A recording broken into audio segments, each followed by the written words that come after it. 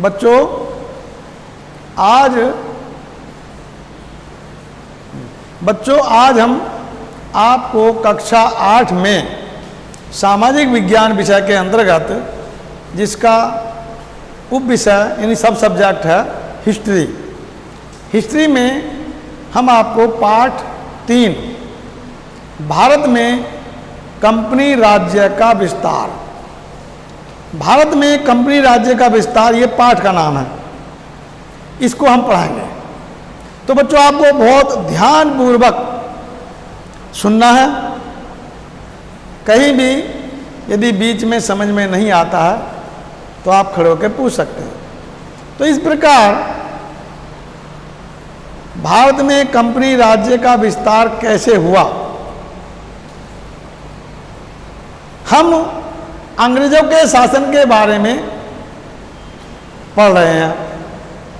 जैसे हमने कक्षा 7 में बाहरी विदेशी आक्रमणकारी मुस्लिम शासकों का इतिहास पढ़ा, ठीक उसी प्रकार से कक्षा 8 के इतिहास में लेसन 1 से लेकर और लेसन 11 तक भारत का अंग्रेजी लॉर्ड कर्जन हो, चाहे लॉर्ड डलहौजी हो, चाहे लॉर्ड कैनिन हो, जितने भी अंग्रेज गवर्नर थे, उन्होंने हमारे देश में किस प्रकार से अपनी कंपनी का विस्तार किया, ये पढ़ते हैं। यानी कक्षा 8 में अंग्रेजों का इतिहास है। सन 1600 ईस्वी में ईस्ट इंडिया कंपनी स्थापित हुई और उस समय अंग्रेजों ने भारत में आकर अपने पैर जमाए, व्यापार करने के लिए यहाँ आए, राजाओं से अनुमति मांगी, नवाबों से अनुमति मांगी और यहाँ व्यापार करना प्रारंभ किया। क्योंकि हमारे देश को सोने की चिड़िया कहते थे, इसलिए यहाँ पर उन्हें व्यापार करना अच्छा लगा। वे बड़े चालाक और बुद्धिजीवी लोग थे, पढ़े लिखे थे पहले से ही, इसलिए अनेक देश यहाँ पर आए यूरोपीय शक्तियों के, फ्रांस, डच, पुर्तगाली, अंग्रेज, ये 4 मुख्य देश के जो निवासी थे वो भारत में व्यापार करने आए। धीरे धीरे भारतीय राजाओं से और नवाबों से अनुमति लेकर इन्होंने व्यापार करना प्रारंभ किया और उस व्यापार में इन्होंने धीरे धीरे अपने पैर जमाने प्रारंभ किए। यानी व्यापार भी किया, धीरे धीरे अपनी कोठियाँ बनाई और धीरे धीरे यहाँ पर भारत के राजाओं और नवाबों की बातों को समझकर उनमें आपसी फूट डालकर शासन करना प्रारंभ किया। ये हम पाठ 1 और 2 में पढ़ चुके हैं। अब उन्होंने अपने राज्य का विस्तार कैसे कैसे किया, ये पाठ 2 में भी मैंने आपको बंगाल से शुरू करके बताया था। यानी उत्तरी भारत के अधिकांश राज्यों पर अंग्रेजों का अधिकार हो चुका था। अब अंग्रेजों ने दक्षिणी भारत में अपने पैर जमाने शुरू कर दिए। यानी दक्षिणी भारत के जो प्रमुख राज्य थे उनमें एक राज्य था मैसूर। मैसूर का वर्तमान नाम कर्नाटक है। उस समय उसको मैसूर राज्य के नाम से जाना जाता था। अंग्रेजों ने मैसूर में जब अपना व्यापार शुरू किया तो सबसे पहले वहाँ पर उन्हें वही पुरानी नीति याद आई कि किस प्रकार यहाँ के राजाओं को आपस में लड़वाया जाए और उन पर अपना अतिक्रमण करके उनके राज्य को कुछ भाग को हम छीन लें या उन पर शासक करें और उनसे कुछ नगद राशि के रूप में भी सहायता के रूप में उनको सैनिक सहायता दे करके नगद राशि प्राप्त करें। यानी इस प्रकार से उनका व्यापार भी चलता रहता था और उसी के बदले में कुछ गांव, कुछ राज्य के जो शासक अधीन थे उनको दान में लेना या बदले में लेना, तो इस प्रकार से उनकी नीति चल रही थी। मैसूर राज्य में उस समय वहाँ का जो प्रमुख शासक था उसका नाम था हैदर अली। हैदर अली एक महत्वाकांक्षी व्यक्ति था। वह एक राजा के यहाँ एक सेनापति के रूप में काम करता था, किंतु धीरे धीरे उसने अपनी साहस, बुद्धि, चातुर्य से और महत्वाकांक्षी होने के कारण सेना की बागडोर अपने हाथ में संभालते हुए वो देश का शासक बन गया और उसने अपने राज्य का विस्तार करना प्रारंभ किया। अंग्रेजों ने जब वहाँ पर पहुँच करके और 1775 से 1782 यानी लगभग 7 वर्षों तक अंग्रेजों ने वहाँ पर युद्ध किए। अंग्रेजों की नीति ये थी कि वे भारतीय राजाओं और नवाबों से युद्ध तो करते थे, किंतु जब उनकी सेना हारने को होती थी तो वो संधि कर लेते थे और फिर उस बाद में कुछ दिनों के बाद उस संधि को फिर स्वयं तोड़ देते थे और फिर युद्ध करते थे। तो इस प्रकार से वो चालाकी से काम लेते थे। हैदर अली एक महत्वाकांक्षी व्यक्ति था, उसने अंग्रेजों को साथ युद्ध किया और अंग्रेजों को हरा दिया। तो अंग्रेजों ने वहाँ पर संधि कर ली और इस संधि के अनुसार यह तय हुआ कि दोनों ही एक दूसरे को सहायता देंगे और अपने अपने राज्य की रक्षा करते रहेंगे। किंतु अंग्रेज बड़े चालाक थे, उन्होंने कुछ दिनों के बाद उस संधि को तोड़ दिया और तोड़ने के बाद पुनः हैदर अली के राज्य पर यानी मैसूर राज्य पर आक्रमण कर दिया। तो मैसूर में जो पहला युद्ध था, युद्ध मैसूर में कई सारे युद्ध लड़े गए। तो प्रथम मैसूर युद्ध हैदर अली और अंग्रेजों के बीच हुआ, जिसमें अंग्रेजों की करारी हार हुई। उसके बाद संधि के बाद वो शांत हो गए। अंग्रेजों ने मौका पाकर पुनः हैदर अली पर आक्रमण किया और यह आक्रमण चलता रहा। उधर अंग्रेजों के पास सैन्य शक्ति अधिक थी, जो कि भारतीय राजाओं और नवाबों के पास नहीं थी। इस तरह हैदर अली वीरतापूर्वक युद्ध करता हुआ अंग्रेजों के हाथों कमजोर पड़ गया और बाद में सन 1782 ईस्वी में उसकी मृत्यु हो गई। ठीक इसी प्रकार उसकी मृत्यु के उपरांत उसका एक स्वाभिमानी पुत्र जिसका नाम टीपू सुल्तान था, उस टीपू सुल्तान से अंग्रेजों का युद्ध हुआ। अब चूंकि टीपू सुल्तान एक बहादुर बाप का बहादुर बेटा था, टीपू सुल्तान को भारत का टाइगर कहा जाता है, यानी बड़ा ही निडर और स्वाभिमानी व्यक्ति था और चीते की तरह अंग्रेजी सेना पर टूट पड़ता था। यानी उसमें आत्मविश्वास और अपना बुद्धिबल भी था। तो इस प्रकार मैसूर युद्ध में हैदर अली की मृत्यु के बाद उसके पुत्र टीपू सुल्तान ने अंग्रेजों को हरा दिया। त्रावणकोर के किले पर जब युद्ध हुआ, अंग्रेज हार गए, तो अंग्रेजों ने सालबाई की संधि कर ली। सालबाई नामक स्थान पर जो संधि हुई उसको सालबाई की संधि कहा गया और इस प्रकार दोनों में समझौता हो गया। किंतु अंग्रेज कहाँ मानने वाले थे? अंग्रेजों ने यह सूचना अपने अलग वाले जो लॉर्ड थे, गवर्नर थे और जो सैनिक थे उनको दी और अंग्रेजों ने एक संयुक्त सेना बनाई। यानी अंग्रेजों ने मराठों को भी अपनी ओर फेवर में लेना प्रारंभ किया। किंतु टीपू सुल्तान बड़ा चालाक था, उसने मराठों को कुछ पैसा दे करके शांत कर दिया और ठीक उसके बाद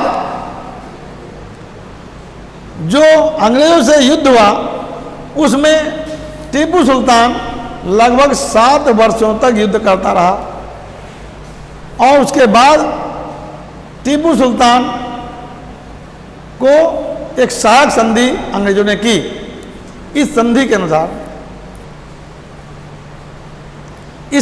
अनुसार जो सहायक संधि हुई तो इसमें शर्त यह थी कि अंग्रेजों को अपने जो विस्तार वाले राज्य था उसको वापस कर दिया गया, टीपू सुल्तान को उसके राज्य वापस कर दिया गया। किंतु टीपू सुल्तान को बहुत सारी नगद राशि अंग्रेजों को देनी पड़ी, जिससे कि उसका खजाना खाली हो गया। अब धीरे धीरे ये विस्तारवादी नीति अंग्रेजों की चलती रही। इसके बाद अंग्रेजों में यानी सन 1848 ईस्वी में डलहौजी, लॉर्ड डलहौजी नाम का एक गवर्नर आया और उसको वहां का गवर्नर मैसूर का नियुक्त कर दिया। लॉर्ड डलहौजी की जो नीति थी वो थी राज्य हड़पने की नीति। इस नीति के अंतर्गत जो प्रमुख बातें थीं वो थी भारत के अधिकांश भाग पर अंग्रेजी कंपनी का विस्तार करना। लॉर्ड डलहौजी ने अपनी नीति और बुद्धि से भारत के राजाओं पर किस प्रकार से शासन का विस्तार किया जाए यह नीति बनाई और उसके अंतर्गत उसने जो राजा निसंतान मर जाते थे, यानी उनके कोई संतान नहीं होती थी और उनके मरने के बाद वो राज्य अंग्रेजी राज्य के अंग बन जाते थे, ऐसी नीति उसने बनाई। उसके साथ साथ जो राज्य विधवा राज्य हो जाते थे, यानी राजा मर जाता था और रानी बच जाती थी, उनको ऐसे राज्यों को विधवा राज्य कहते थे। वो विधवा राज्य जो राजा थे वहाँ के, जो रानी थी, वो किसी को गोद लेने की हिम्मत नहीं करती थी। क्यों? क्योंकि लॉर्ड डलहौजी ने ऐसा नियम बना दिया था कि कोई भी राजा बिना अंग्रेजों के अनुमति के बिना किसी को गोद नहीं ले सकता। और इस प्रकार हमारे कई सारे विधवा राज जैसे नागपुर, सितारा, झांसी आदि राज्य अंग्रेजों के अधीन हो गए क्योंकि वो विधवा राज्य थे, वहाँ के राजा युद्ध में मर चुके थे। आपने झांसी की रानी लक्ष्मीबाई का नाम सुना होगा बच्चों। बड़ी बहादुर, नीडर और घुड़सवारी में बहुत तेज तर्राट, एक हाथ से तलवार चलाना, दूसरे हाथ से घोड़े की लगाम थामना उसका प्रारंभिक शौक था। तो एक कविता आपने पढ़ी होगी, झांसी की रानी, खूब लड़ी मर्दानी वह तो झांसी वाली रानी थी, बुंदे ले हर बोलो के मुंह हमने सुनी कहानी थी।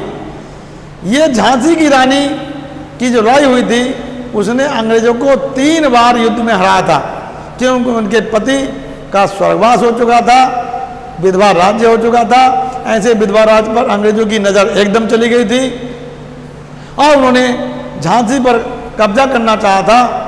तो अंग्रेजों ने वहाँ पर अपनी सेना भेजकर युद्ध लड़ा, किंतु अंग्रेजी सेना को 3 बार मुंह की खानी पड़ी। यानी झांसी की रानी लक्ष्मीबाई ने अंग्रेजों को 3 बार युद्ध में हरा दिया। बाद में अपने ही कुछ लोगों के इस प्रकार बहकावे में आकर और उसने अपने दरवाजे यानी फाटक जो बंद थे, रानी के वफादार सैनिक ने उस फाटक को खोलकर अंग्रेजों को निमंत्रण दिया और अंग्रेज सेना किले में घुस गई और रानी से युद्ध करने लगी। इस प्रकार रानी युद्ध करते करते किले से बाहर निकलना पड़ा और बाद में जंगल में जाकर के अपनी 3 सहेलियों के साथ युद्ध में मारी गई, क्योंकि वो अकेली पड़ गई थी और अंग्रेजी सेना बड़ी थी। तो इस प्रकार जो लॉर्ड डलहौजी की नीति थी वो उस समय काम कर रही थी, क्योंकि अंग्रेजी जो और ब्रिटिश सरकार यानी ब्रिटिश शासन का और युद्ध जो रानी लक्ष्मीबाई से हुआ वो लॉर्ड डलहौजी के सामने हुआ था। तो ये बच्चों, लॉर्ड डलहौजी ने अपनी राज्य हड़पने की नीति के अनुसार इस प्रकार का कार्य किया और भारत में कंपनी राज्य का विस्तार किया। इस नीति के उद्देश्य क्या थे? जो राज्य हड़पने की नीति थी डलहौजी की, पहला उद्देश्य था कि भारत में अपने साम्राज्य का विस्तार करना। नंबर 2, भारत में कच्चे माल को सस्ती दरों पर खरीदना। और तीसरा बिंदु था, जो उद्देश्य था, वो अपने माल को महंगे दामों पर भारत के बाजार में बेचना। और चौथा पॉइंट था कि इस प्रकार पूरे भारत पर अपने साम्राज्य का विस्तार करना, ये लॉर्ड डलहौजी की राज्य हड़पने की नीति के कारण ही बढ़ता चला गया। और इस प्रकार संपूर्ण भारत पर उत्तर भारत से लेकर दक्षिण भारत तक अंग्रेजों के साम्राज्य का विस्तार हो गया। और हमारे राजा और नवाब फूट डालो राज्य करो की नीति में फंस गए। यानी अंग्रेजों ने उन्हें फूट डाली, यानी एक राजा दूसरे राजा को हराने के लिए एक राजा की सहायता की, अपनी सेना भेज दी, और वो राजा बड़ा खुश हो जाता था क्योंकि उसने दूसरे राज्य पर आक्रमण करके उसको अपने कब्जे में कर लिया था। तो इस प्रकार अंग्रेज क्या करते थे, एक राजा से दूसरे राजा को हरवाने के लिए अपनी सेना का प्रयोग करते थे, और जो जीतने वाला राजा था उससे कुछ धन नगद राशि में ऐंठते थे, और कुछ उसके बाद उसके राज्य के कुछ गांव उससे ले लेते थे। इस प्रकार अंग्रेजों ने अपने कूटनीति के द्वारा ऐसे कुछ क्षेत्रों पर भी अपना अधिकार कर लिया, और वहां से वो अपना लगान वसूलना प्रारंभ कर दिया। और इस प्रकार अंग्रेज की शासन में दिन दोना रात चौगुनी तरक्की होने लगी। ठीक इसी प्रकार अब हैदर अली का मैसूर शासक, टीपू सुल्तान का मैसूर शासक समाप्ति पर हो, और पूरे कर्नाटक यानी पूरे मैसूर राज्य पर भी अंग्रेजों का राज स्थापित हो गया। ठीक इस प्रकार उत्तर भारत से दक्षिण भारत तक अंग्रेजों ने अपने साम्राज्य का विस्तार कर लिया। तो बच्चों, अंग्रेज अपनी कूटनीति के कारण भारत में राज करने में सफल हुए, और पूरे देश पर उनका कंपनी का साम्राज्य स्थापित हो गया। ठीक इसी प्रकार हमने पाठ में आपको पढ़ाया, और आपको इस पाठ को ध्यानपूर्वक घर पे भी पढ़ना है, और उनके प्रश्नों को जो हम PDF में भेजेंगे उनको लिखना है, उन्हें याद करना है। और ठीक इसी प्रकार से आने वाली परीक्षा जो द्वितीय द्विमासिक परीक्षा होगी, मैं समझता हूँ वो भी ऑनलाइन होगी। उसके लिए आपको तैयारी करनी है, क्योंकि पहली परीक्षा में आपको घर पर कॉपी दी गई थी, और हमने देखा कि आपने घर से भी उनको पूरे 10 नंबर नहीं ला पाए। तो आगे की परीक्षा में आपके 10वें 10 नंबर आए, आपका ज्ञान बढ़े, इसलिए आपको किताबों से भले ही आप कर रहे हैं, किंतु उसको पढ़ना बहुत जरूरी है, उसको याद करना है। इसलिए आपको ये पाठ मैंने पढ़ा दिया, ध्यान रखना। जय हिंद, जय भारत।